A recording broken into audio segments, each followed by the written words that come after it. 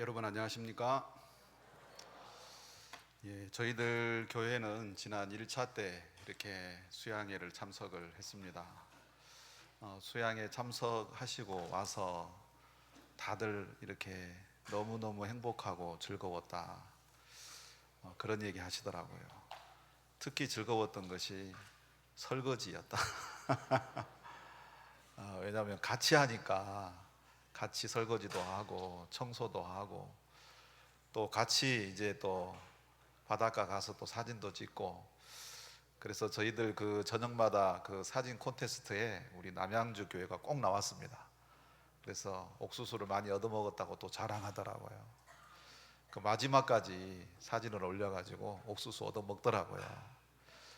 그래서 하여튼 너무너무 즐겁고 행복한 시간을 보냈다 하면서 수양에 굉장히 만족하고, 또 마지막 날에 또 박 목사님께서 필리핀에 갔다가 또 오셔가지고 또 말씀을 전해 주셨는데, 또 그 말씀을 듣고 너무 마음이 이렇게 충만해서 돌아오고 감사했습니다.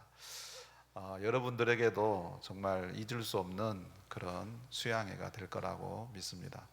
그렇죠? 오늘은 로마서 4장에 있는 말씀을 제가 읽도록 하겠습니다. 로마서 4장 11절부터 제가 읽겠습니다.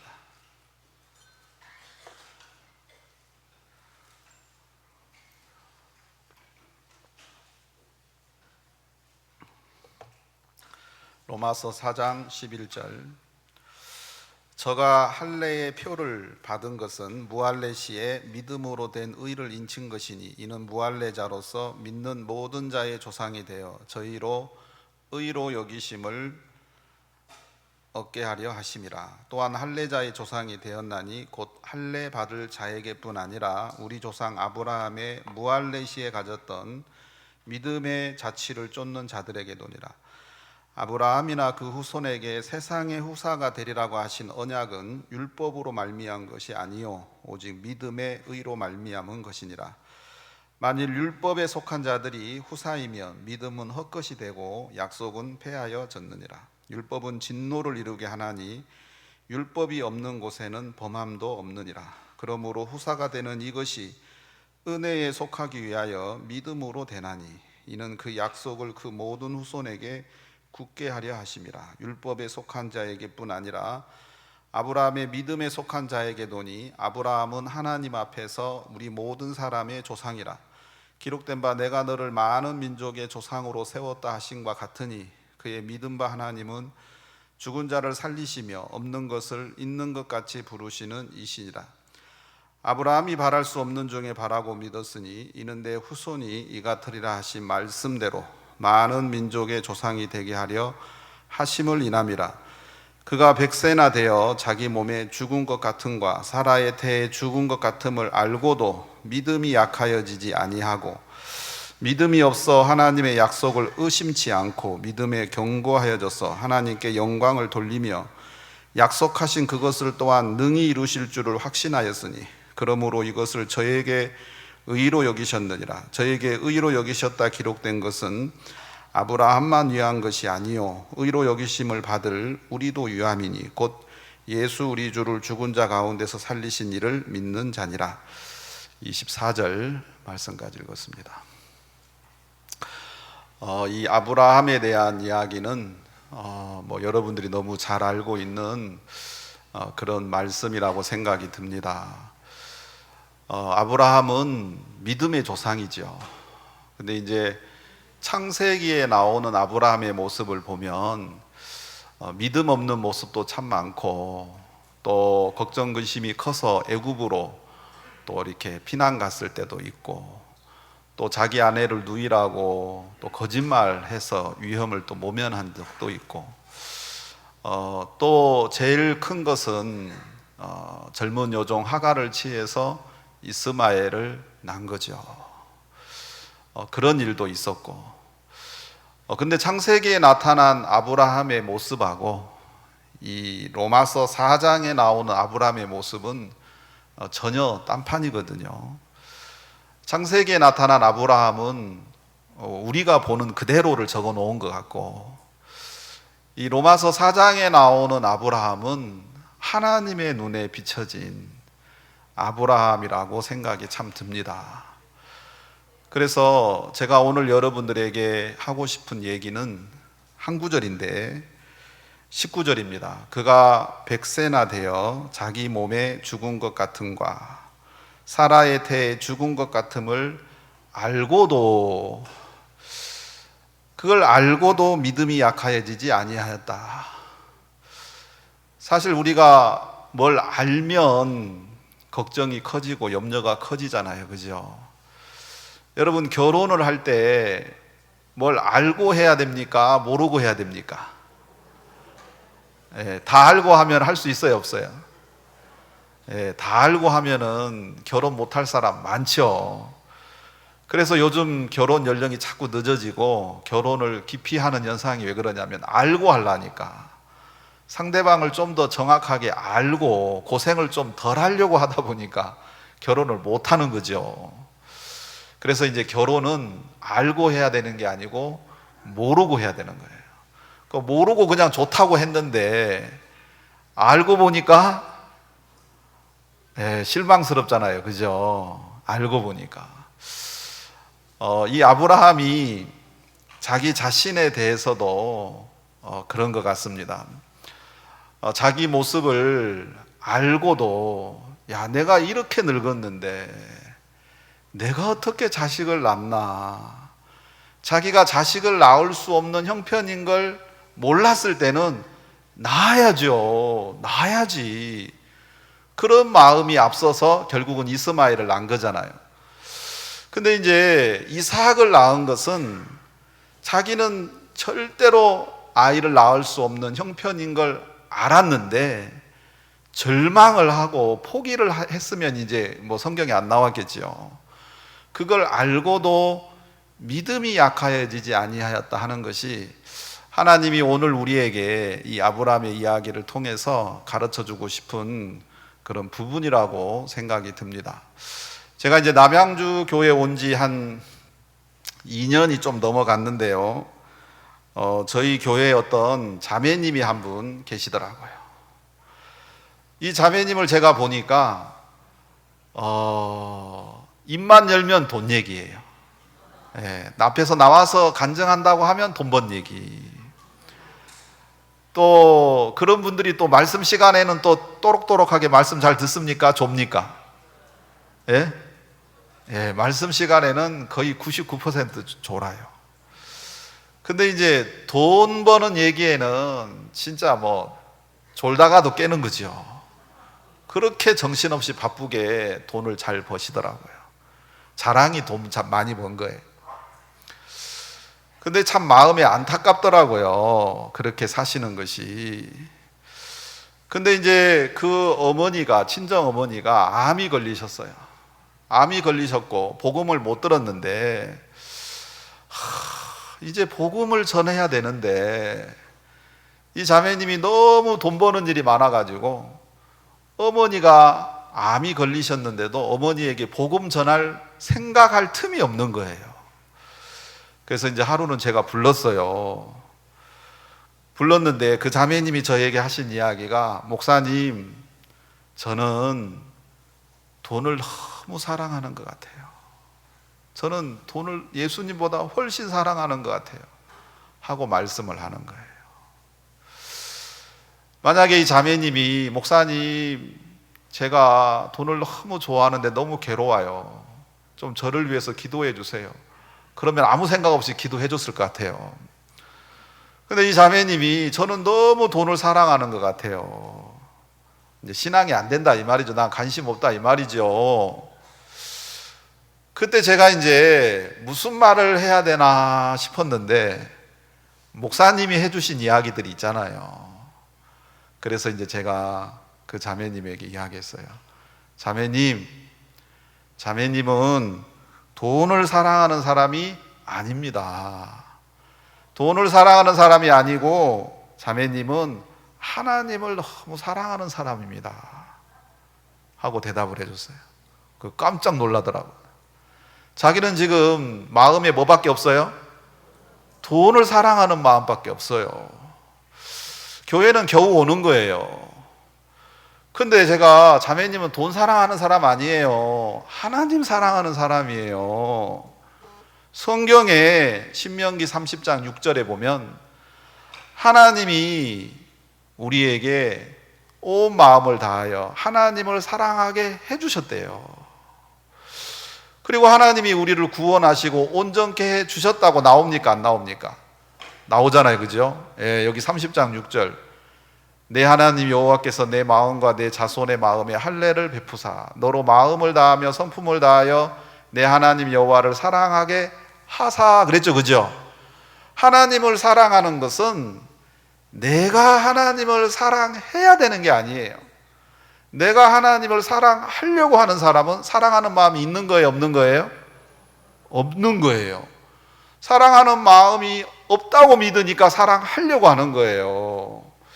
근데 성경은 하나님이 하나님을 사랑하게 하사했더라는 거예요. 성경에는 우리가 하나님을 사랑하는 자로 만들어 주셨대요. 하나님의 뜻대로 부르심을 입은 하나님을 사랑하는 자, 곧 그의 뜻대로 부르심을 입은 자들, 그게 하나님을 사랑하는 자라 하더라고요. 성경에서. 그래 이 자매님이 이 말씀을 듣고 생각을 달리 하더라고요. 자기는 지금까지 늘 나는 돈이 너무 좋아. 나는 돈을 벌 생각밖에 없어. 진짜 하나님은 눈꽃만큼도 생각 안 하는 것 같은데. 근데 말씀에는 내가 돈을 사랑하는 사람이 아니고 하나님을 사랑하는 자라고 하고 생각을 해보니까 하나님이 하나님을 사랑하도록 하나님을 사랑할 수 있도록 하나님이 일을 해주시더라고요. 그 어머니가 복음을 듣고 구원을 받았어요. 그리고 지난 1차 수양회 때 와서 세례를 받았습니다. 금요일 날 오후에. 너무 이 자매님이 감격해 하시더라고요. 돈을 사랑하는 사람이에요? 하나님 사랑하는 사람이에요? 하나님을 사랑하는 사람이었는데 자기는 돈을 사랑하는 사람이라고 믿고 산 거죠. 잘못 알고. 왜냐하면 이제 마음에 우리는 큰 걸 따라가게 돼 있습니다. 마음의 큰 거를. 여러분 이제 아브라함에 대해서 보면은 자, 이 화면이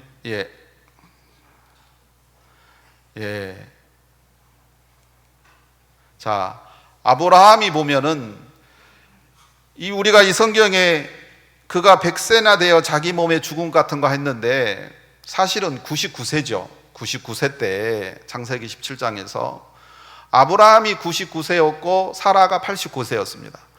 이스마엘은 13세였습니다.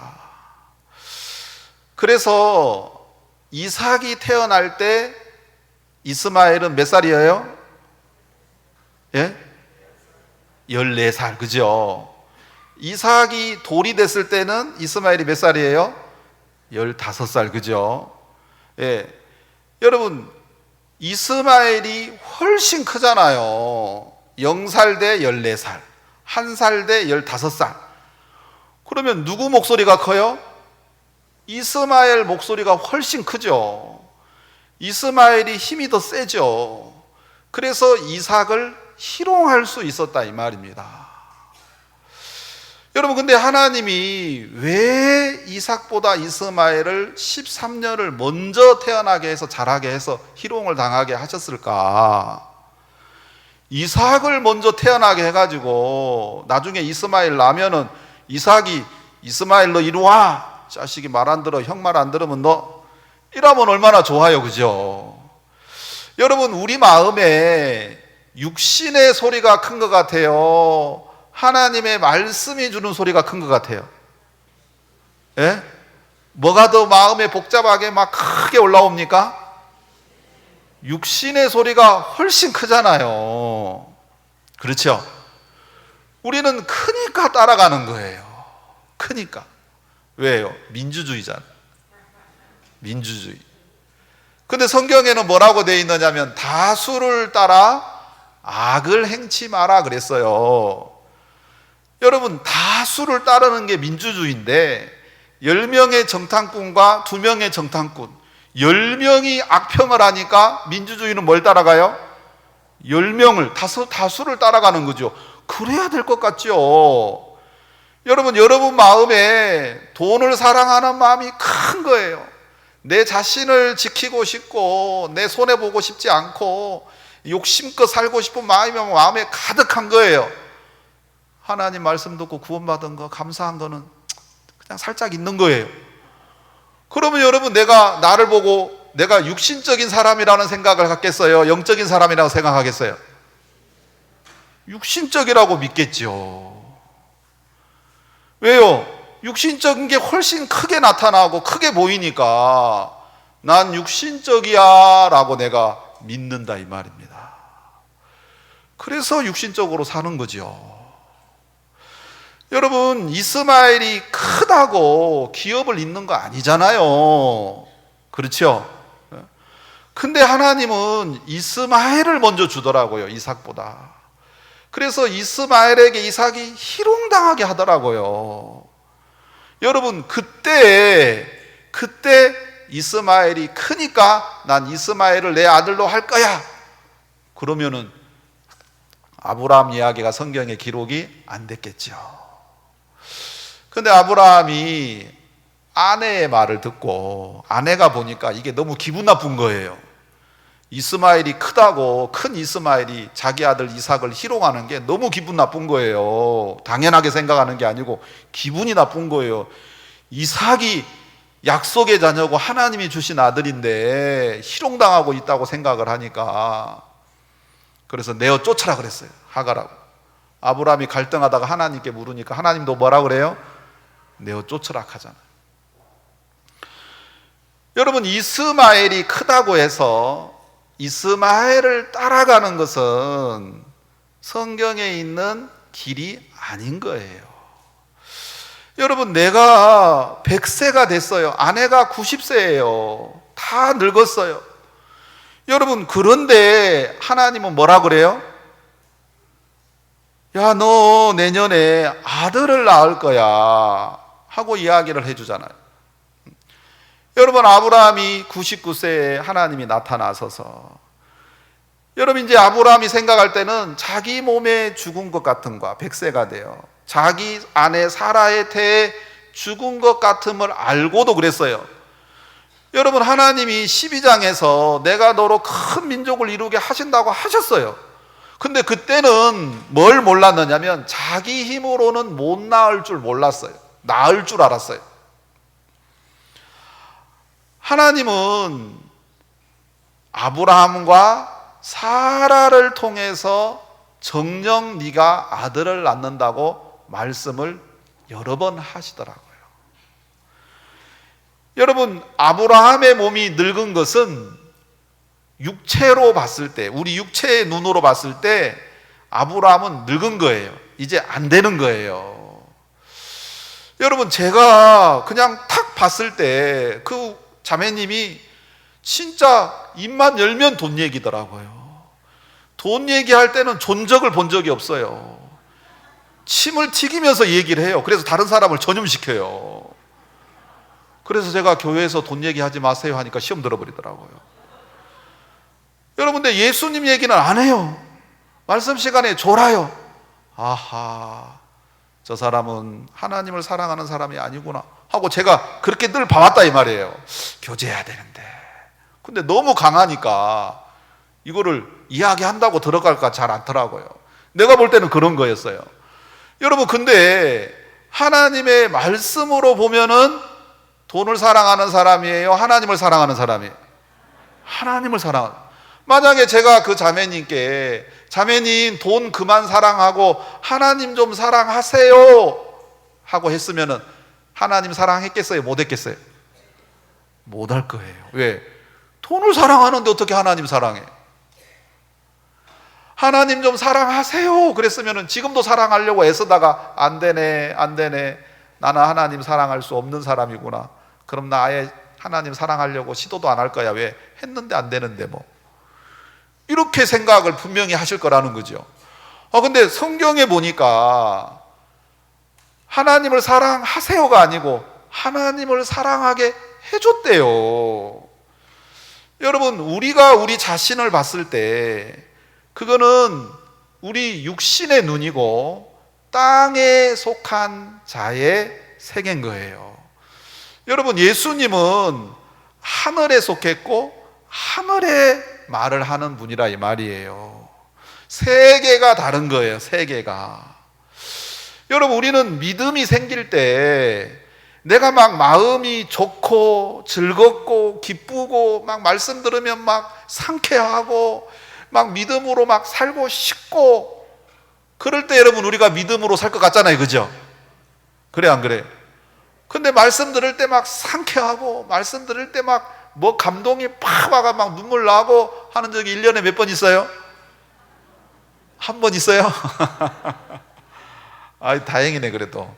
예? 한 번도 없는 분도 계실 건데, 그럴 때 내가 믿음으로 살려고 한다면은, 여러분 우리는 목사님 말씀 따라 믿음으로 사는 게 제일 좋다 하는데, 믿음으로 어떻게 살아? 나는 믿음으로 살 자격이 안 돼. 자격이. 그럴 거라는 거예요.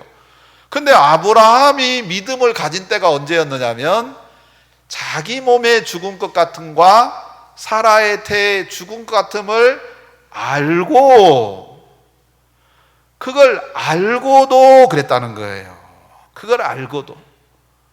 왜요? 믿음이라는 것은 내가 보는 것, 내 능력, 거기에 포함된 것이 절대로 아니다. 아브라함이 그걸 알게 된 거예요.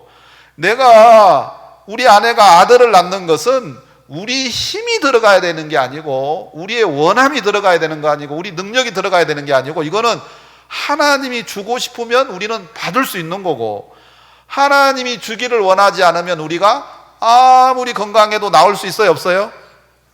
없는 거다. 그걸 알게 된 거예요. 여러분, 우리 교회에서 유명한 말들 있잖아요. 우리 교회에서 이걸 모르면 간첩, 그거 아무것도 아니야, 그거 모르면 간첩이죠. 그죠? 그 다음에 또 아프지만 나았다. 여러분, 우리 교회의 이 메시지의 어떤 그거를 가장 정확하게 표현한 말이라고 저는 생각을 해요. 목사님 말씀 속에 늘 아프지만 나았다, 최요한 정갈에 물렸지만 여호와를 앙망하면 새 힘을 얻는다, 아프지만 아픈 건 아픈 거고 하나님이 낫게 하시면 나을 수 있어 하고, 우리 마음을, 아픈 것에 고정되어 있는 마음을 아파도 나을 수 있는 쪽으로 우리 마음을 옮겨주는 말씀이라 이 말이에요.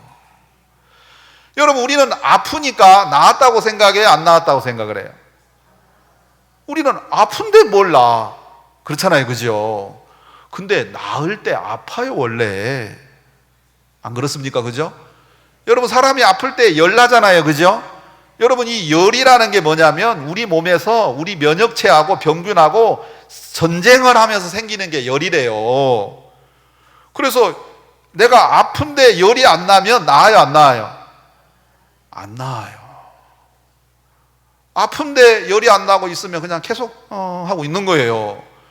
근데 열이 막 나서 막 뜨겁고 정신이 없고 하면은 이거는 지금 내가 뭐 하고 있는 거예요?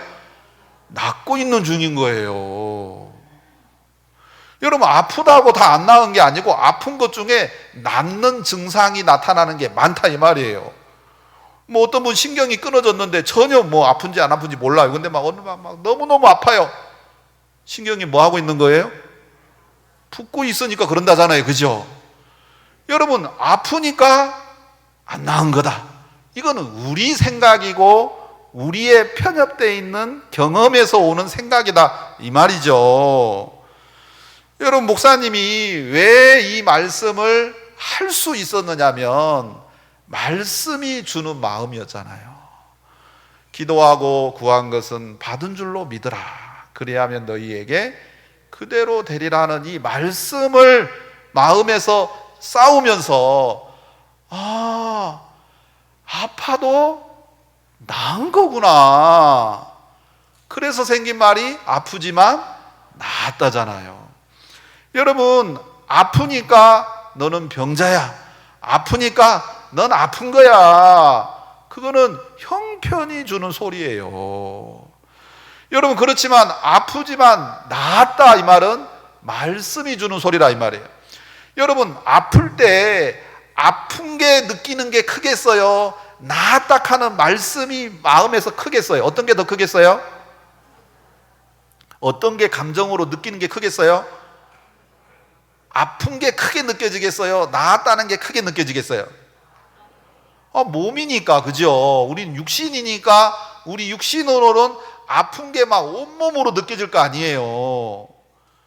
근데 나았다는 것은 그냥 가느다란 목소리처럼 내 귀에 들리고 내 마음에서 일어나는 거 아니에요, 그죠?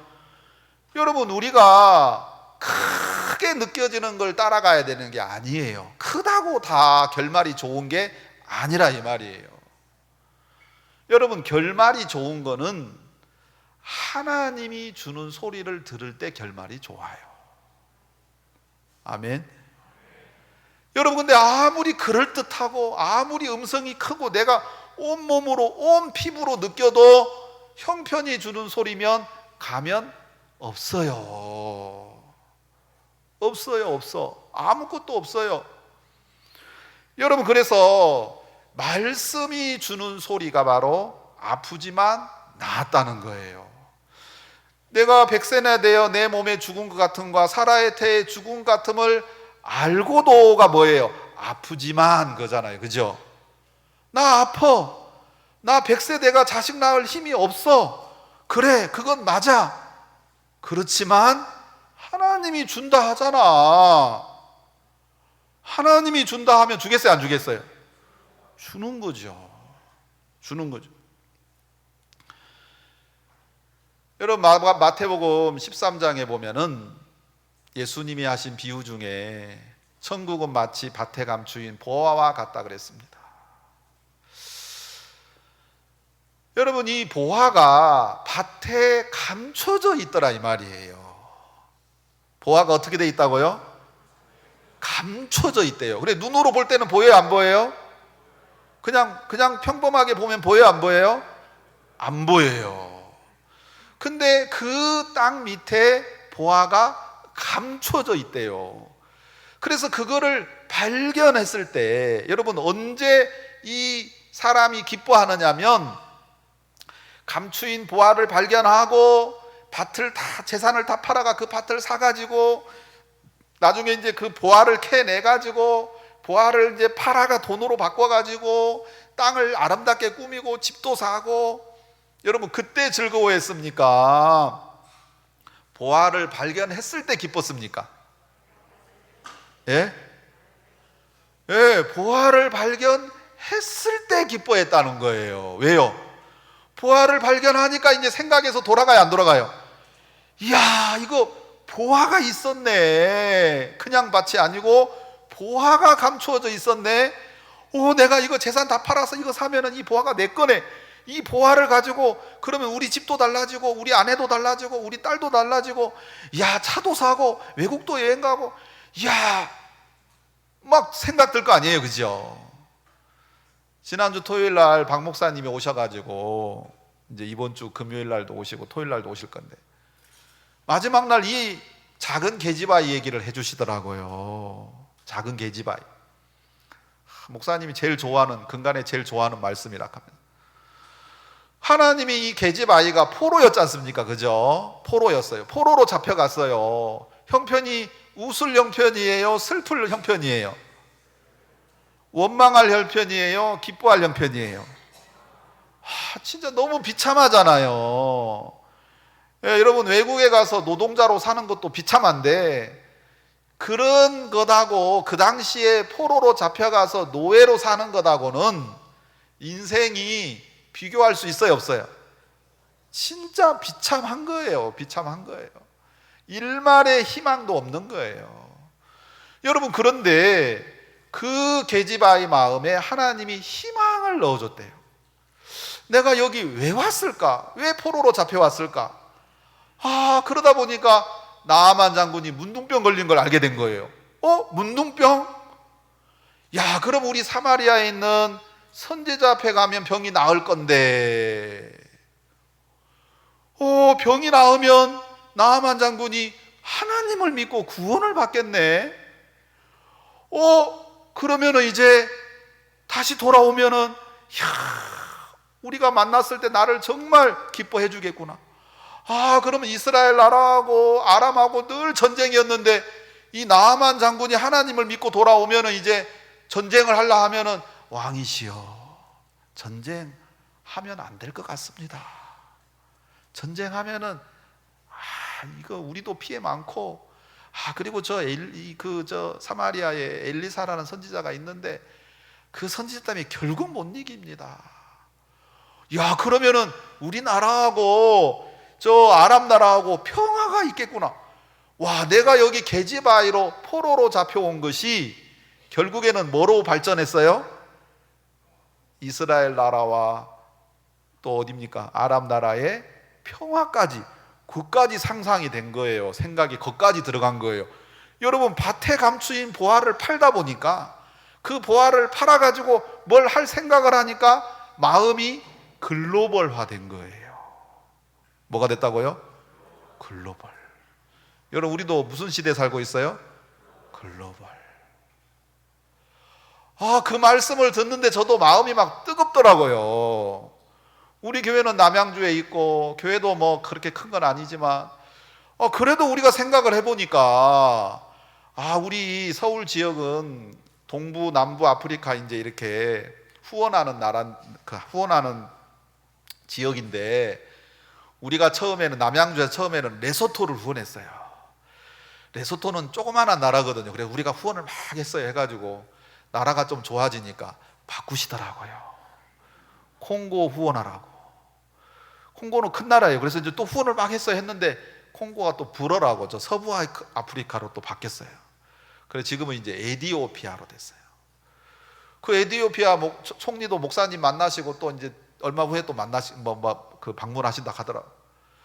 여러분, 우리는 남양주에 그냥 사는데 우리가 후원하는 물질이나 기도나 이런 걸로 저 에티오피아, 레소토, 아프리카에 사는 사람들이 구원받고 변화돼가 그 도시가 바뀌고, 그런 생각을 하니까 있잖아요, 내가 그냥 사는 게 아니더라고요.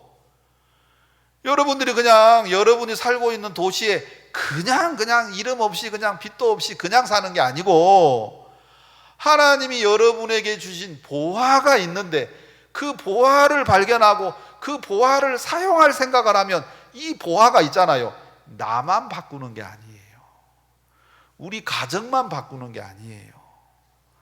내가 살고 있는 도시도 바꾸고 나라도 바꿀 수 있는 그런 큰 값어치가 있는 보화다, 이 말입니다. 아멘. 여러분, 하나님이 아브라함에게 주신 약속이 아브라함만 바꿨어요? 아브라함에게만 믿음으로 이삭 낳고 끝났습니까? 아니잖아요. 그거는 글로벌이 아니고 시대와 공간을 넘어서 지금 이 시대까지 영향을 주는 게 아브라함의 이야기잖아요. 그죠? 그리고 그거는 그 아브라함에게 주신 약속과 하나님이 주신 마음은 전 세계를 바꾸는 보화였다, 이 말입니다. 근데 그거를 나는 뭐 쓸모없는 밭인데 그러면 아무 소용이 없고 가치가 없잖아요. 여러분, 눈에 보이는 밭은 여러분 형편없어요. 밭을 보면 형편없어요. 여기서 농사 져가지고 곡물 추수해가지고 팔면 그냥 우리 집 겨우 먹고나 살겠네. 아이고, 내년에 또 농사해야 되고 또 땀 흘려야 되고, 아이고, 우리 자식은 이런 고생 시키면 안 되는데, 서울에 보내서 공부시켜가지고 다시는 이런 고생 안 해야 되는데, 그게 우리 시대 부모님들이 가졌던 생각이었다, 이 말이에요. 그죠? 왜요? 땅만 보니까 소망이 없는 거예요. 그냥 밥 먹고만 겨우겨우 사는 거예요. 여러분, 근데 그 땅 안에 하나님이 뭘 감춰놨다고요? 보화를 다 감춰놨대요. 그냥 땅이라고 보면 희망이 없고, 땅에 감춰진 보화를 보면 이야, 이 보화를 팔아가지고 살면 내 가정이 변하는 건 뭐 일도 아니고 나라도 바꿀 수 있겠네. 이런 진짜 큰 희망이 생기는 거 아니겠습니까? 그렇죠? 여러분, 근데 어떤 사람은 이 보화를, 땅에 감춰진 보화를 발견하는 사람도 있는데, 어떤 사람은 보화를 땅에 묻는 사람도 있더라고요. 성경에 보니까 땅에다 묻어놔요. 보화를 줬는데. 한 달란트 받은 사람은 그 한 달란트를 갖다가 땅에다 묻어야 안 묻어요? 땅에다 도로 묻어놔요. 하나님이 눈앞에 줬는데, 아이고, 이거 가지고 장사하다가는 내가 죽을 고생하고 나중에 혼나요. 안 돼요, 안 돼. 괜히 했다가 내가 큰일 나요. 안 할래요, 안 할래. 그거를 다시 땅에다 묻어놓고 덮어놓고 없는 척 해버리는 거예요. 그런 사람도 있더라고요. 성경에 보니까. 그 보화의 값어치를 모르는 거죠. 여러분, 근데 이 보화는 감춰져 있는 보화더라고요. 감춰져 있어요. 그래서 그냥 보면 잘 모르는 거예요. 그냥 보면. 제가 이제 그 선교를 좀 하다가, 프랑스 파리에서 선교를 좀 하고 카메룬에서 하다가, 제가 3년 전에 연수를 한국으로 왔어요. 제가 선교를 할 때 늘 무슨 생각이 있었느냐면, 우리 선교회는 안식년이 없나? 안식년. 다른 선교회를 보니까 안식년 해가지고 막 1년, 2년 들어가서 한국에서 쉬다 나오더라고요. 우리는 안식년 좀 없나? 늘 그랬어요. 그런 생각이 한 번씩 들었어요. 그런데 이제 연수 해가지고 제가 1년 동안 연수를 받았는데, 사실 알고 보니까 안식년이더라고. 근데 저한테는 안식년이겠어요? 고생년이겠어요? 내가 왜 안수 받는 거야? 이게 나한테 축복으로, 감사로 받아들여지는 게 아니고 막 원망스럽고 불평스러운 거예요. 그리고 연수를 하니까 있잖아요. 연수하고 하니까 내가 그렇게 복음 앞에 마음을 다하고 성실하게 복음을 막 섬기고 했는데, 연수하니까 복음 더 전하고 싶겠어요? 복음 안 전하고 싶겠어요? 예? 이제 복음 안 전해. 복음 안 전하고 싶어지더라고요. 내가 깜짝 놀랐어요. 제가 성경을 읽고 싶었겠어요? 안 읽고 싶었겠어요? 예? 성경 안 읽어 이제.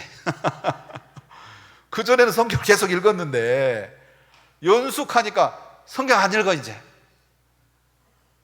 성경도 읽기 싫더라고요.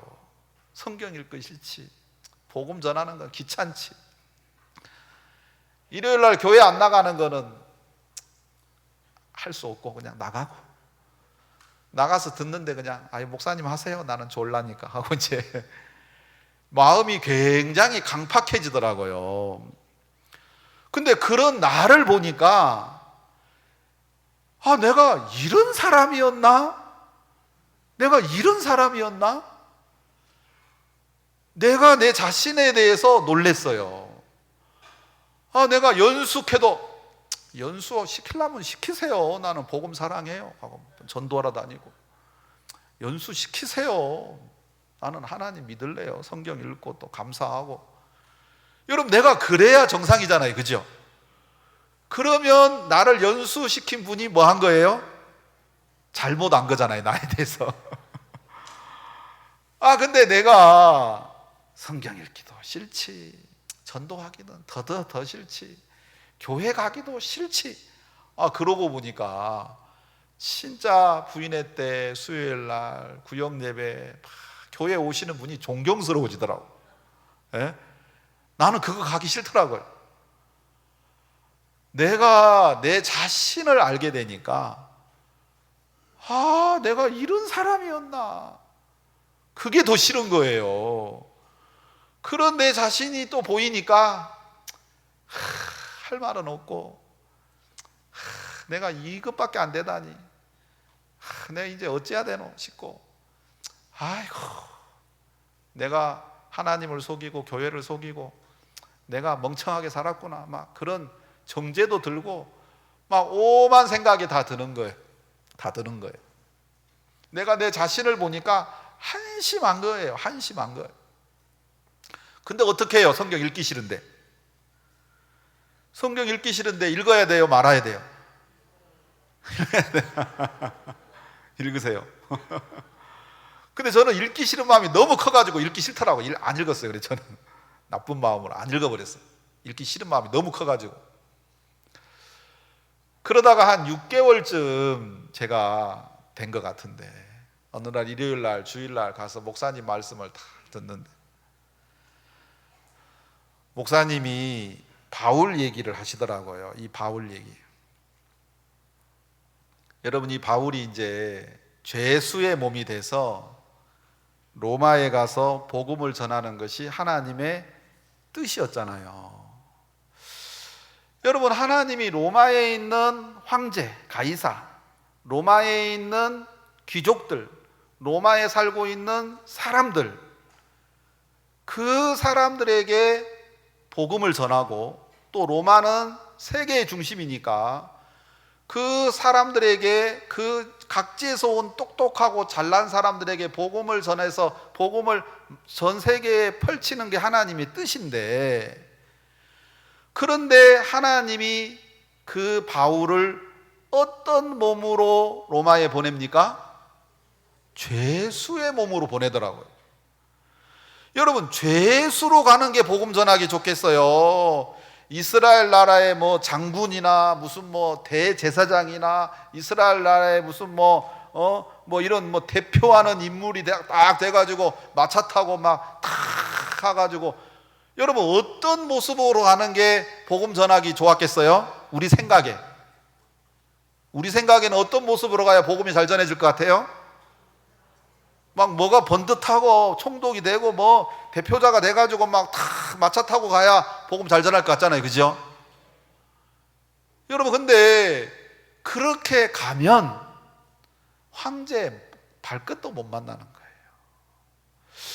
하나님은 감추어진 보화가 그래서 감춰진 것 같아요. 우리 눈에는 절대 그렇게 안 보이는데, 하나님의 뜻은 죄수의 몸으로 가서 가이사 앞에 가서 자기 죄를 변명하는 거예요. 그래서 복음을 절로 전할 수 있도록 해주시는 거예요. 여러분, 형편은 죄수인데 황제를 만나서 복음을 전하게 해주시는 거예요. 많은 사람들에게 복음 전하게 해주시는 거예요. 그런데 또 가다가 또 뭘 만났어요? 광풍 만나가 배가 깨지게 됐잖아요. 그죠? 근데 하나님이 밤에 나타나셔가지고 두려워하지 말라. 네가 정녕 로마에 가서 총독 앞에 가서 가이사 앞에 가서 하나님의 뜻을, 복음을 전해야 되니까 넌 절대로 죽을 수 없다. 그리고 너와 함께 앉아도 하나도 잃어버리지 않을 거다 하고 약속을 해주죠. 그죠? 여러분, 거기서 이제 또 백성들을 안심시키고 배는 파손되고 멜리데 섬에 다 빠져나와서 이제 다 구출을 받았는데, 추우니까 불을 피우다가 바울이 나뭇가지를 탁 주워서 불 피우는데 그 나뭇가지 속에서 뭐가 나왔어요? 독사가 나와가지고 막 그 바울의 손을 탁 문 거예요. 모든 사람이 보는데 그 원주민들이 보고, 네가 정령 살인자로다. 공의가 너를 살지 못하게 하는구나. 너는 분명히 죄가 있는가 보다. 그러니까 독사가 너를 물지. 넌 죽겠네. 한 거예요. 근데 바울이 그 얘기를 듣고도 아무렇지 않게 독사를 잡아떼가지고 불 속에 탁 던져버리고 아무렇지 않게 해버리더라고요. 왜냐하면 바울의 마음에는 뭐가 있었습니까? 감추어진 보화. 내가 너로 가이사 앞에 서게 하리라 하는 이 말씀 한마디가 있으니까, 독사에 물린 걸 알지만 나는 죽을 수는 없다. 그렇죠? 저는 제가 독사에 물렸다는 생각을 내가 했어요. 나는 가만히 있는데 독사가 와서 나를 탁 문 거예요.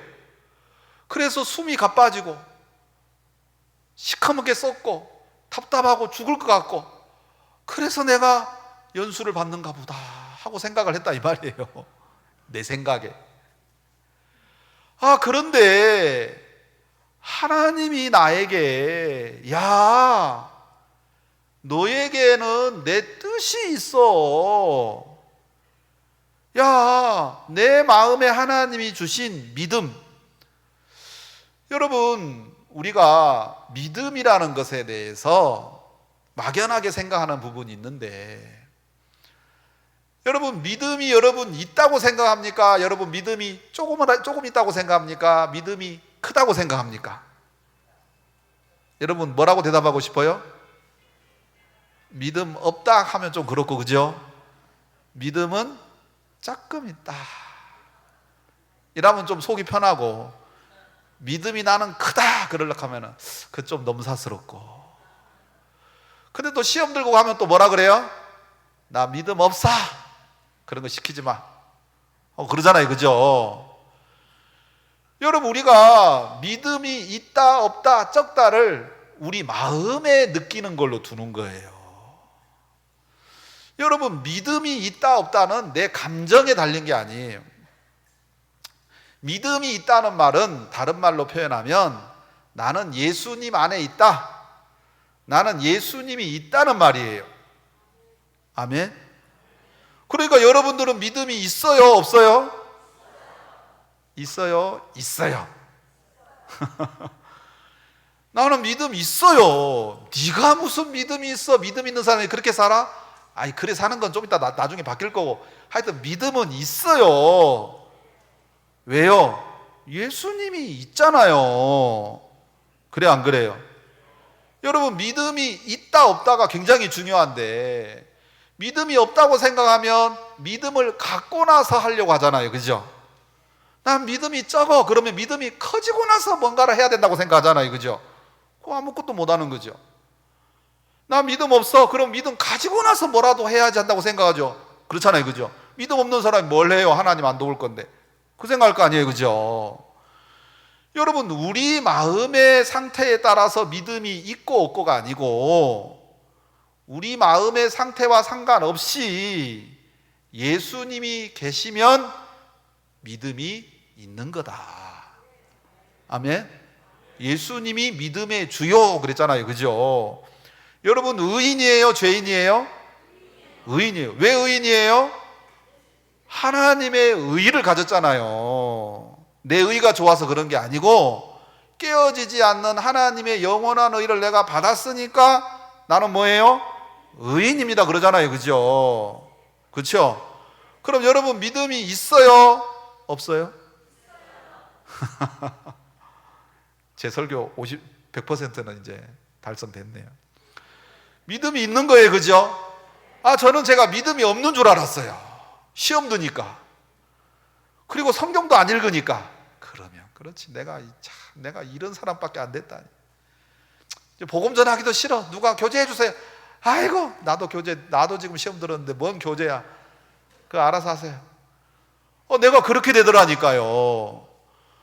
그런데 이 바울의 이야기를, 목사님 말씀을 탁 듣는데, 나도 있는데, 그럼?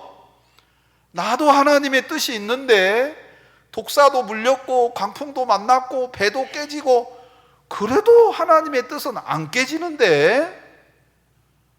그럼 나는 배가 깨졌으니까 내 살 곳 다 잃었네. 내 인생 왜 이렇게 어려움이 많아? 아이고, 우리 집사람 얘기하면 안 되는데 원래 할 말 떨어지면 집사람 생각나는. 우리 집사람이 처음에, 요즘은 안 그래요. 처음에 내가 당신 만나서 고생을 이렇게 한다 하면서 그러더라고요. 근데 저 만나서 진짜 고생을 많이 하고 있더라고 보니까요. 그래도 어떻게 해요? 내가 뭐 어떻게 잘해줄 수는 없고. 그래, 나 같은 남편 만나. 좀 좋은 남편 만나지 왜 나랑 결혼했어 하고 이제 하고 투닥투닥 거리는 거죠. 요즘은 그런 소리 안 하더라. 여러분, 내가 내 아내를 고생시켜 준 적이 많았거든요. 많았어요. 알게 모르게 많았어요. 여러분, 그런데 내가 그런 사람인데 뭐가 있느냐면 하나님의 뜻이 내 안에 있는 거예요. 내가 그 뜻을 모를 때는 감춰져 있으니까 아이고, 내가 뭐 하겠어? 늘 그런 생각이 들더라, 이 말이에요. 여러분, 성경에 보면 4가지 밭에 대한 이야기가 나와요. 예, 이거 화면에 띄워주세요. 여러분, 길가밭이 있고 돌밭이 있고 가시떨기밭이 있고 좋은 땅이 있어요. 그렇죠? 여러분, 길가밭은 말씀을 듣는 즉시 잃어버리는 게 길가밭이래요. 여러분, 여기서 오늘 말씀 듣고 저 문을 열고 나가자마자 박미가 목사가 뭔 말했지 하고 잊어버린 사람은 무슨 밭이요? 길가밭. 근데 말씀을 들을 때는 너무 좋아. 아멘, 나 믿음 있구나. 믿음 있는 줄 몰랐어. 나 믿음 있네 하고 너무 좋았어. 근데 저 밑에서 밥 먹는데 띠르릉 전화가 왔어. 당신 어디야? 왜 어쩌고 저쩌고. 아이고, 내가 예수 믿다가는 오만 고생 다 하겠구나. 아이고, 이제 교회 안 나와야지. 그럼 무슨 밭이에요? 돌밭. 가시밭은 말씀 들을 때도 좋아. 또 핍박이나 고난이 있어도 견뎌. 그런데 이 가시밭은 뭐가 있어요? 재리의 유혹이 있어요. 요즘 시대가 재리의 유혹 시대인 것 같아. 그죠? 어디나 돈이야, 돈. 그 돈의 유혹, 욕심, 많이 벌고 싶고 조금 벌면 막 인생이 비참해지고, 교회 나갈라니 돈 아깝고 헌금할라니 또 아깝고, 그래서 내가 막 하고 싶은 마음은 있는데 막 못하겠고, 막 돈이 많아지면 내가 하지 하고 막 스스로 그래 생각하고. 무슨 밭이에요? 가시떨기. 여러분, 근데 좋은 땅은 말씀을 듣고 인내해서 30배, 60배, 100배 열매를 맺는데요. 자, 여러분, 눈을 한번 감아보세요. 다른 사람 알면 안 되니까. 자, 눈을 한번 감아보세요. 눈 감으시고, 나는 길가밭 같아 하는 사람 손 들어보세요. 저도 몰라요. 여러분, 손 들어도 나도 몰라요.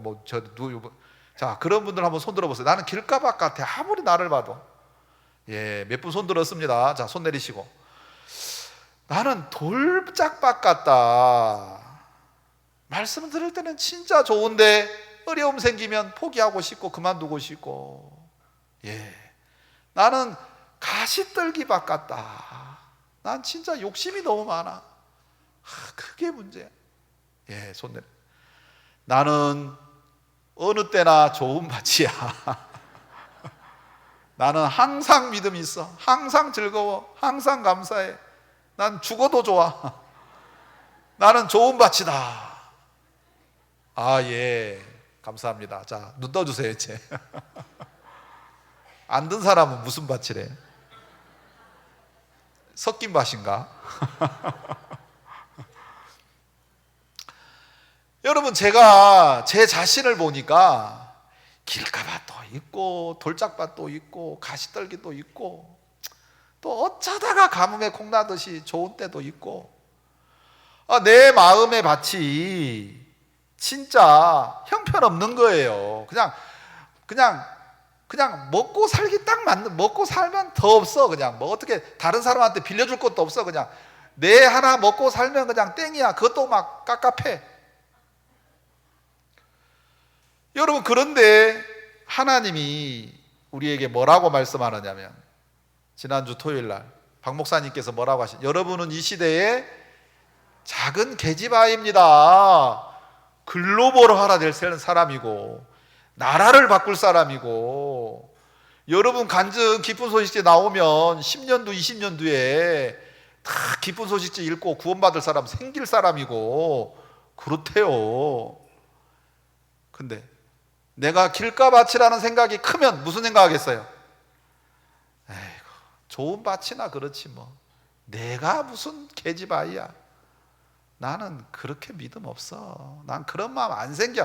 아무리 말씀 들어도 나는 이 시대의 계집아이인 것 같아. 이런 생각 안 들어 나는. 여러분, 그래서 말씀을 마음에 못 받아들이는 거예요. 여러분, 좋은 밭은, 좋은 땅은 뭐냐면 밭에 감추어진 보화를 발견한 사람이에요. 여러분 겉은 길가고, 여러분 겉은 돌밭이고, 여러분 겉은 가시떨기인데 그 가시떨기 안에 보화가 감춰져 있대요.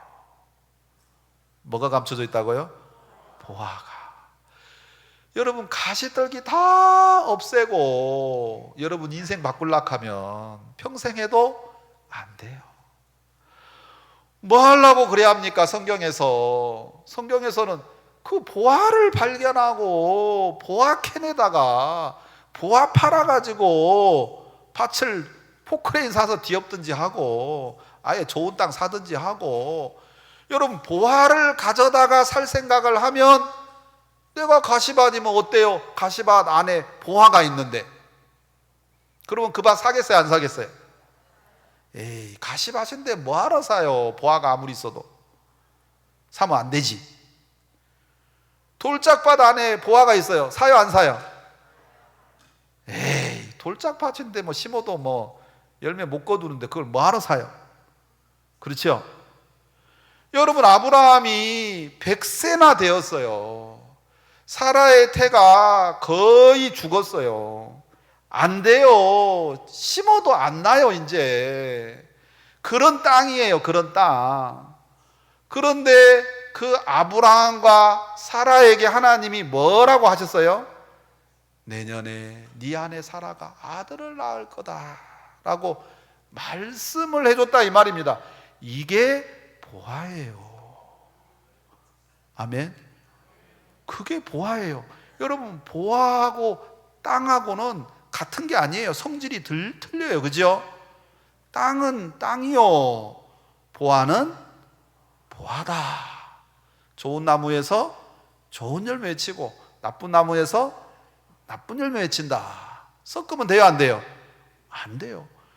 여러분, 하나님은 우리에게 보화를 보여주는 겁니다. 보화를.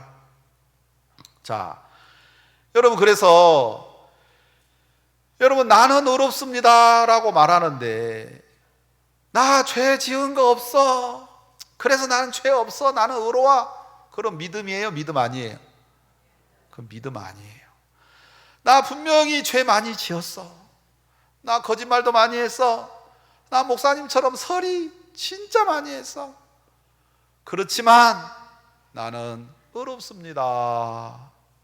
그게 뭐예요? 그게 믿음이에요. 여러분, 내가 나를 보니까 내가 무슨 내 자신도 하나 먹여 살리기 힘들어가지고 시험도 들고 우리 가족들 구원시키려고 하니까 너무 짐이 무겁고, 아이고 어떻게 구원시켜, 나는 못해, 나는 예수 믿으라 소리도 못해. 여러분, 내가 나를 보면 그런 진짜 형편없는 밭 같은데 하나님의 뜻을 보고 말씀을 보면 나는 이 시대의 작은 계집 아이래요. 아멘. 여러분 자신의 인생도 바꾸고 가족들도 바뀌고 여러분 살고 있는 도시도 바꾸고 여러분들이 후원하는 나라도 바꿀 수 있는 글로벌로 살 수 있는 그런 작은 계집 아이래요. 아멘. 아브라함이 그걸 믿은 거예요. 여러분, 내가 내 자신을 보면 하나님이 도울 것 같아요? 돕다가 말 것 같아요? 예? 여러분, 내가 내 자신을 보면 하나님 막 하늘에서 뭔가 막 쏟아 부어서 나를 도울 것 같아요? 하나님 안 돕고 가만히 나를 지켜보고 있는 것 같아요? 잘하나 못하나 지켜보고 잘하면 주고 잘 못하면 내가 니를 왜 돕나? 꼭 그럴 것 같잖아요. 그죠? 여러분, 내가 내 자신을 알지만 왜 하나님이 나를 돕냐? 그 비밀은 십자가에 있는 거예요. 예수님의 십자가로 인해서 나를 돕는 겁니다. 여러분, 압살롬이 죽었다는 소식을 듣고 다윗이 기뻐했습니까? 슬퍼했습니까? 압살롬 같은 자식은 죽어야 돼요? 살아야 돼요? 예? 아버지 나를 뺏고 아버지의 후궁을 범하고 십계명을 다 어긴 게 압살롬이에요. 여러분, 그런 아들은 살아야 돼요? 죽어야 돼요? 죽어야 돼요. 그런 아들 죽으면 막 웃어야 돼요. 그죠? 막 그럴 것 같잖아요. 그죠? 예? 여러분, 근데 다윗이 그 압살롬이 죽었다는 소식을 들으니까 기뻐했어요? 슬퍼했어요? 내가 네 대신 죽었어야 되는데 그러잖아요. 그죠? 여러분, 그게 하나님이 우리를 향한 보화 같은 마음이에요. 하나님은 나를 돕는다는 겁니다. 여러분, 우리가 어제 애굽소년, 아말렉의 종이었던 애굽소년 이야기 들었는데, 아말렉 사람들은 애굽소년이 건강하고 힘있고 심부름시키고 막 노략질 시킬 때 잘할 때는 써먹었어요? 안 써먹었어요? 써먹었어요. 병드니까 버렸어요? 안 버렸어요? 버렸어요. 근데 다윗은 병든 애굽소년을 포도주를 주고 건포도를 줘서 힘을 내게 해서 걷어줬어요? 안 걷어줬어요? 줬잖아요. 그죠? 여러분, 그럼 이 애굽 소년이 또 병들었을 때 다윗이 버리겠어요? 안 버려주겠어요? 안 버리죠. 여러분, 병든 나를 아말렉은 버리는데 다윗은 힘을 주고 용기를 주고 먹을 걸 줘서 데려다가 함께 싸우더라고요. 그렇죠? 여러분, 그러니까 다윗은 애굽 소년이 병든 걸 알아요? 몰라요? 알아요. 자기 동네 시글락을 불태우는데 선봉 역할을 했다는 걸 알아요? 몰라요? 알아요. 근데 다윗은 이 애굽 소년을 죽여요? 살려요? 살리잖아요.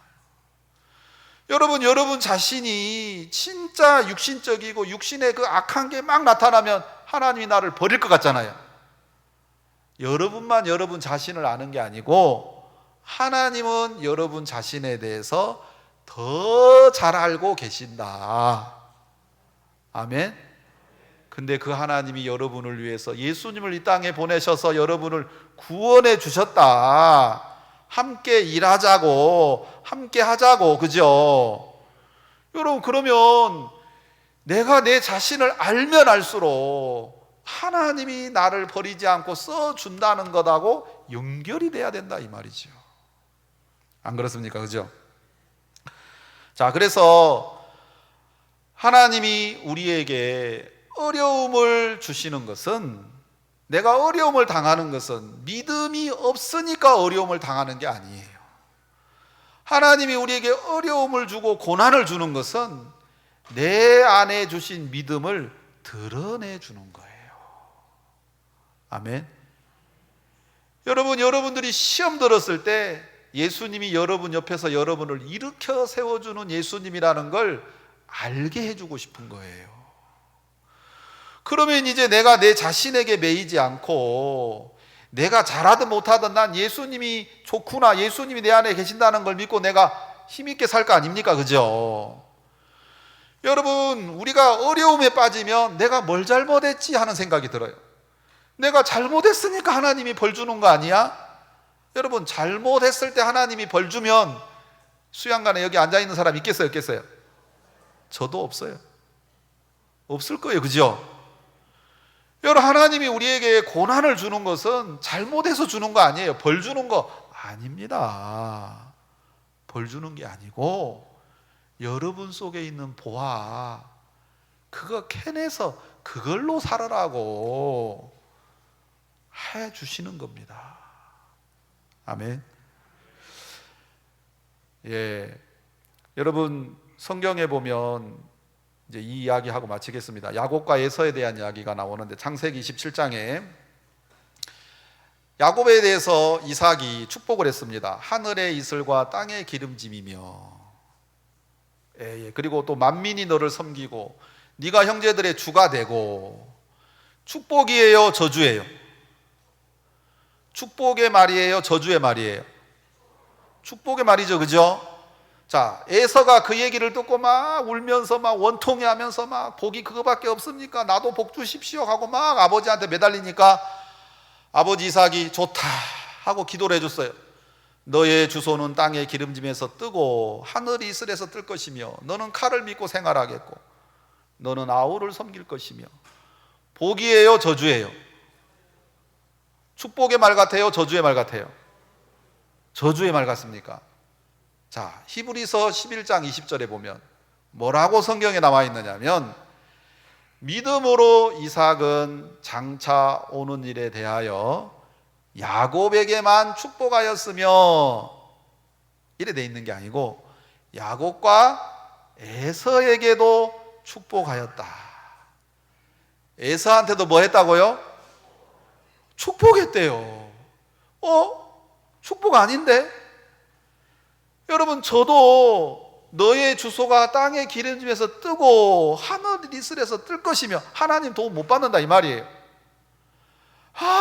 나는 왜 이렇게 되는 일이 없어? 그럴 때가 가끔씩 있거든요. 하나님 왜 안 돕는 거야? 이거 좀 팍 도우면 얼마나 좋아. 여러분, 근데 이게 축복의 말이래요. 어떻게? 내 주소가 땅의 기름짐에서 뜨고 하늘 이슬에서 떠야 내가 누구에게 속해지겠어요? 야곱에게 속해져서 그 복을 같이 받을 거 아닙니까? 그렇죠? 여러분, 그러니까 내가 내 육신이 연약하고 악하고 허물이 드러나는 것이 그게 축복의 말이래요. 장차 오는 일에 대해서 너 네 자신 믿지 말고 너 누구에게 속했냐? 너 예수님 믿어. 너 교회 음성을 듣고 따라봐. 여러분, 이 이삭은 야곱과 에서에게 똑같이 축복의 말을 했다는 거예요.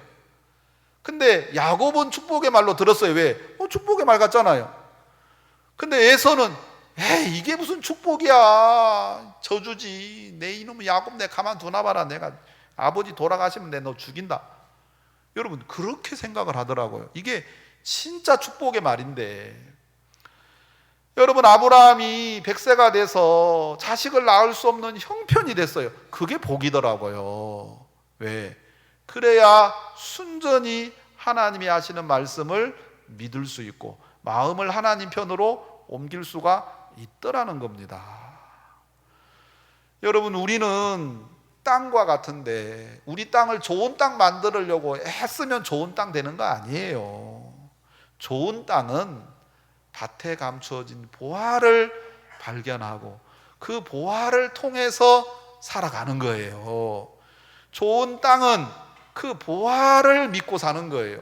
보화가 좋은 땅이지 내가 좋은 땅이 되는 것이 아니라는 거죠. 여러분, 그게 얼마나 감사합니까? 내가 좋은 땅이어야 된다면 좋지 않을 땅이 너무 많고 하나님 믿을 수 없을 때가 너무 많은데, 여러분, 좋은 땅은 보화로 말미암아 살아가는 거예요. 예수님께 기대를 두는 거예요. 그럼 우리는 이 시대의 계집 아이 같고 이 시대를 바꿀 수 있는 하나님의 자녀고 하나님의 일꾼이라는 겁니다. 기도하겠습니다.